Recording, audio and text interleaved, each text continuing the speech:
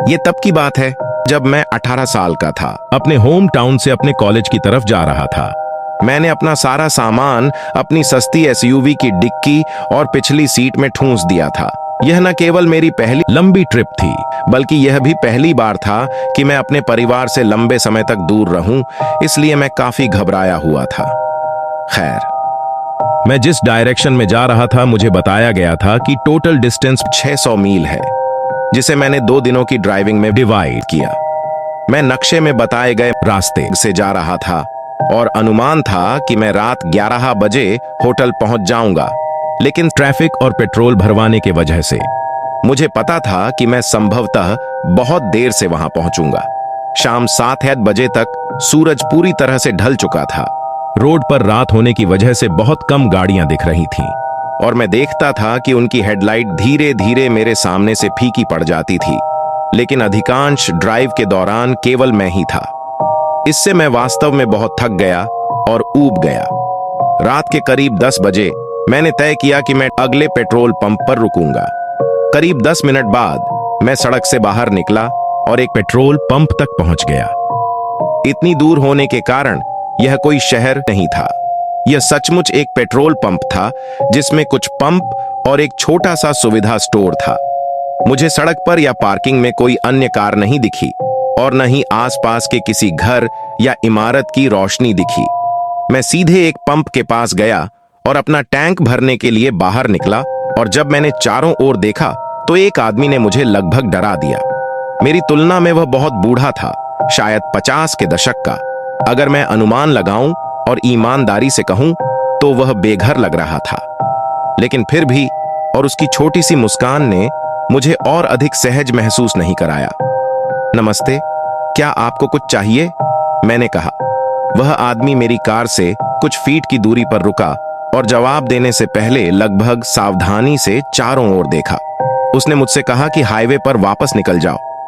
मैंने उसे उलझन में देखा। मुझे यकीन नहीं था कि मैं उसे सही समझ रहा था या नहीं।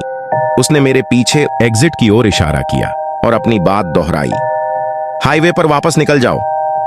1 सेकंड के बाद मैंने कहा, ठीक है, और वह आदमी चला गया। लेकिन मैं अभी भी वास्तव में उलझन में था। जिस एग्जिट से मैं आया था वह एक तरफा सड़क थी, इसलिए उसके तर्क से वह चाहता था कि मैं सड़क के गलत तरफ गाड़ी चलाऊं और हाईवे पर वापस यू टर्न करूं। इसका कोई मतलब नहीं था। मेरी नजर एंट्रेंस रोड पर पड़ी जिधर मुझे जाना था। वहां किसी कंस्ट्रक्शन या फिर रास्ते को ब्लॉक करने वाली कैसी चीज की कोई साइन नहीं थी। यह हाईवे पर वापस जाने के लिए एक खाली रैंप जैसा लग रहा था। जैसे ही मैंने पंप वापस रखा और अपनी कार में बैठा, मैंने उस आदमी को देखा। मुझे लगा कि शायद यह किसी तरह का जाल या कुछ और है, इसलिए मैंने अपनी सहज बुद्धि के अनुसार काम किया और पार्किंग स्थल से बाहर निकलकर हाईवे की एंट्रेंस की ओर चला गया। हालांकि जैसे ही मैं वहां पहुंचा, मुझे एहसास हुआ कि लगभग सभी स्ट्रीट लाइटें बंद थीं। मैंने अपनी गति धीमी कर दी, यह सोचकर कि शायद यह कोई कंस्ट्रक्शन एरिया या कुछ और है। मैंने अपनी आंखें सीधे सामने की सड़क पर केंद्रित रखीं, लेकिन जब मैं बिना रोशनी वाली सड़क से गुजर रहा था, मैंने अपने लेफ्ट साइड में एक परछाई देखी। इससे पहले कि एक पिकअप ट्रक कहीं से आया और मेरी कार के ठीक सामने रुका। हर दरवाजा खुला और 4 आदमी ट्रक से बाहर कूद पड़े और मेरी कार की ओर दौड़ने लगे। उनके हाथ में तरह तरह के हथियार थे, धातु के बल्ले, माचे, चाकू, और यहां तक कि उनके चेहरे को ढकने वाली कोई चीज भी नहीं थी। उनकी नजरें ऐसी थीं जैसे उन्हें कुछ भी महसूस न हो। जैसे ही वो मेरे कार के नजदीक पहुंचे, मैंने जल्दी से पीछे हटना शुरू कर दिया, और जब मैं काफी पीछे पहुंच गया तो मैंने अचानक सड़क पर अपने सामने कई डरावने लोगों को देखा। कुछ लोगों ने मेरी कार का पीछा करने की भी कोशिश की, जबकि मैं वहां से तेजी से पीछे की ओर जा रहा था।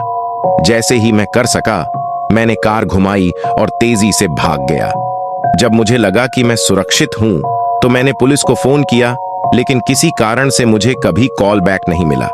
इस बारे में कोई अपडेट नहीं। लगभग ऐसा लगता है कि उन्होंने इसकी जांच भी नहीं की।